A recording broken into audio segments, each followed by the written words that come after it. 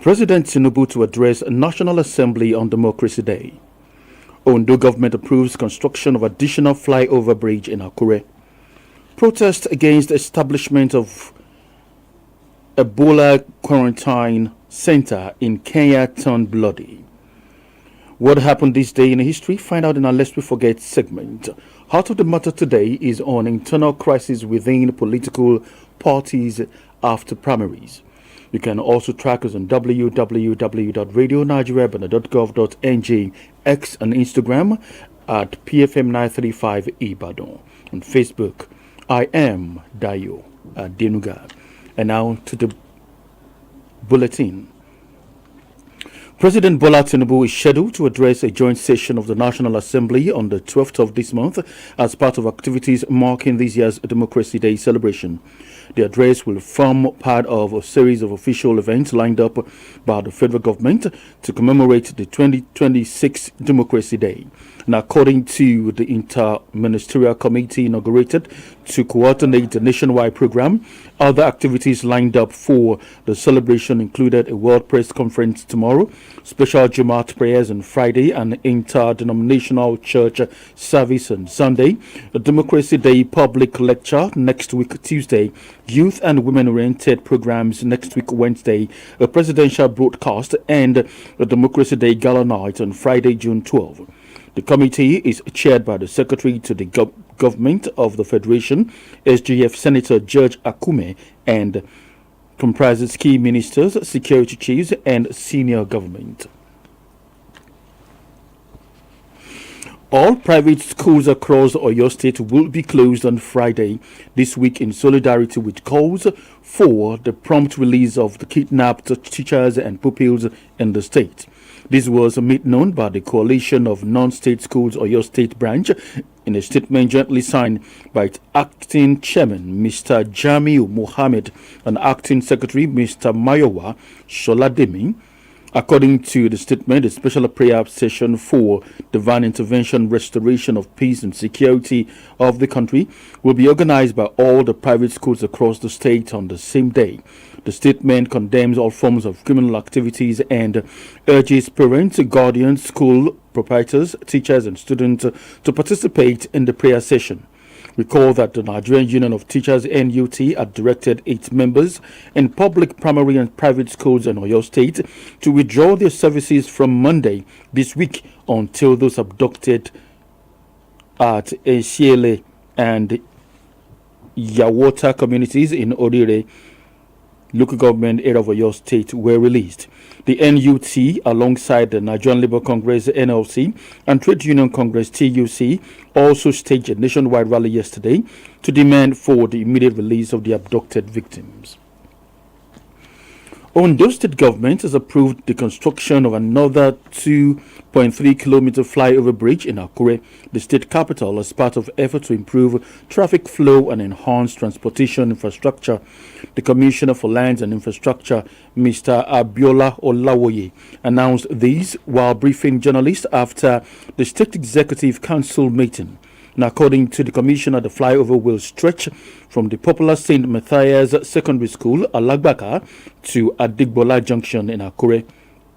Mr. Olawoye explained that the project was aimed at reducing traffic congestion and improving the efficiency of movement within the state capital. The Commissioner also announced the approval of several road projects across different parts of the state to address infrastructural deficits and improve connectivity. Beneficiaries of the Edo State government 1 billion naira interest-free loan scheme have praised Governor Monday Okpebholo, describing the initiative as a life-changing intervention that has boosted businesses and improved livelihood across the state. The commendations came during a monitoring tour by officials of the Edo State Skills Development Agency and participating financial institutions responsible for disbursing the loans. Chairman of the Igbo Market Traders Association in Edo State, Mr. Jonathan Okoye, said the scheme had helped traders expand their businesses and appealed for an increase in funding for the next phase to enable more people to benefit. at Oba Market in Benin City, a trader, Judith Oshodi, said the loan had significantly improved her business and urged the state government to consider grants to subsequent phases of the program. Speaking during the tour, the Edo State Commissioner for Finance, Mr. Emmanuel Okwebo, said the loan were made interest-free to ease the financial burden on traders.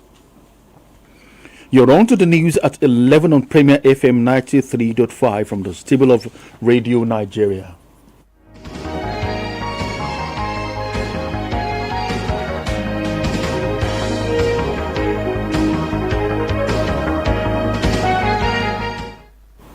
This day in 2012, Dana Air flight traveling from Abuja to Lagos crashed and claimed the lives of all 153 passengers on board.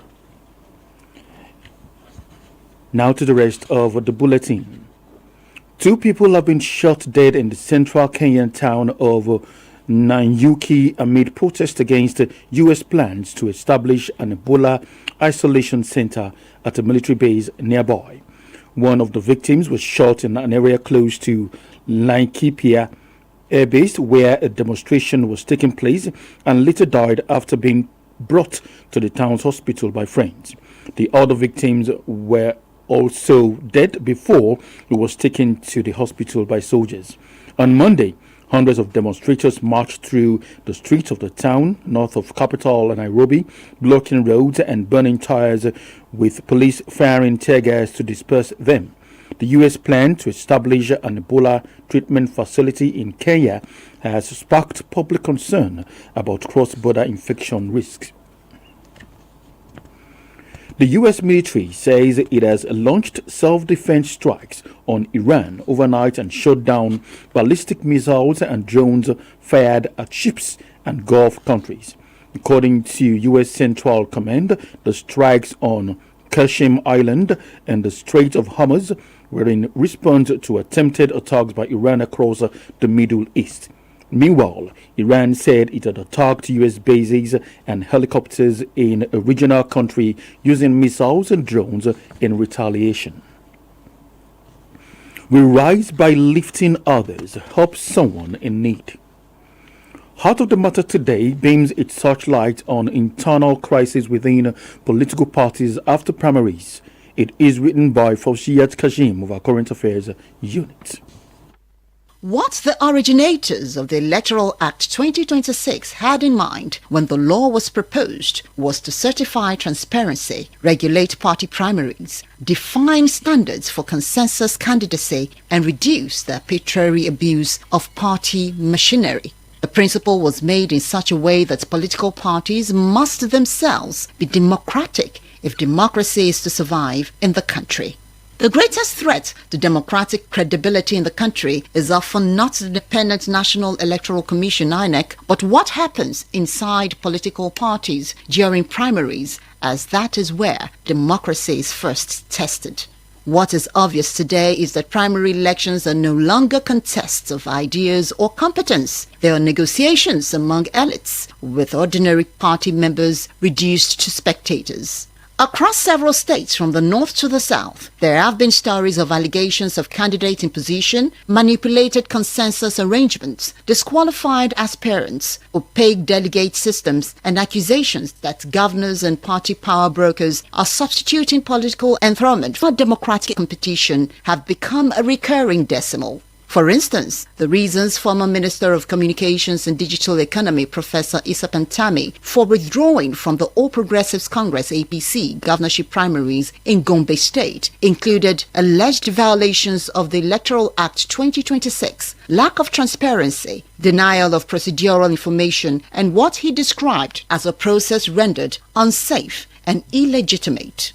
There have also been allegations from other states that some aspirants are being denied information on accreditation procedures, voting arrangements, collation centers, and observer access, only for results to be announced regardless. Across the state, it appears that party structures are designed not to produce candidates, but to ratify decisions already taken elsewhere. Consensus is not undemocratic, as it is recognized under Electoral Act and political negotiations is a legitimate part of party life, but it must be voluntary and must emerge through genuine consultation. The process must allow for dispute resolution and preserve the right of aspirants to contest. What is happening in some political parties is coercion disguised as consensus. When governors, godfathers and party executives determine outcomes before voting even begins, primaries become ceremonial rituals. These crises have far-reaching implications as today's aggrieved aspirants often become tomorrow's saboteurs. Internal injustice breeds defections, litigation, anti-party behavior, and long-term instability. A candidate produced through imposition owes loyalty to political patrons, not to citizens, as such leaders govern to protect networks, not the public interest. Most importantly, it threatens the legitimacy of general election, as the electoral process does not begin on election day. It begins with candidate selection. INEC cannot retreat into procedural neutrality when there are clear questions about statutory compliance. Party leadership cannot issue statements about discipline while tolerating internal disorder. Political parties cannot breach credible primaries while party structures quietly undermine them as citizens too. INEC cannot retreat into procedural neutrality when there are clear questions about statutory compliance. Party leadership cannot issue statements about discipline while tolerating internal disorder. Political parties cannot breach credible primaries while party structures quietly undermine them as citizens too cannot afford indifference. If political parties are preaching that they are democratic institutions, then internal democracy must be mandatory for all. That script on internal crisis within political parties after primaries was written by Fauzia Kajim of our Current Affairs Unit. It was read by Olubukola Enimola. To end the news at 11 on Premier FM 93.5 from the stable of Radio Nigeria, the top stories again.